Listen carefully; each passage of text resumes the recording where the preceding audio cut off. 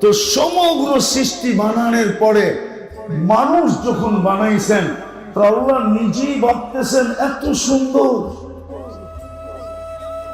সর্বদিকে শ্রেষ্ঠত্বের মুকুট আর কার মাথায় দিব? তোর মাথায় দিয়া দিব।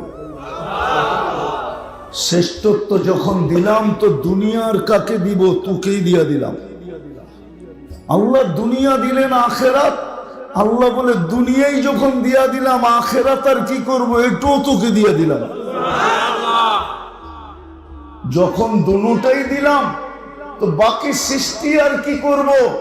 ওটা তোর অধীন করে দিলাম। এই জন্য ফেরেশতা আমাদের অধীন, ফেরেশতা আমাদের অধীন।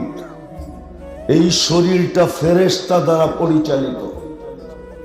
প্রযুক্তি দিয়া যদি পরিচালিত হইতো, তাইলে একজনের বডি পরিচালনা করার জন্য বিরাট বড় একটা প্রজেক্ট লাগতো। দেখামু।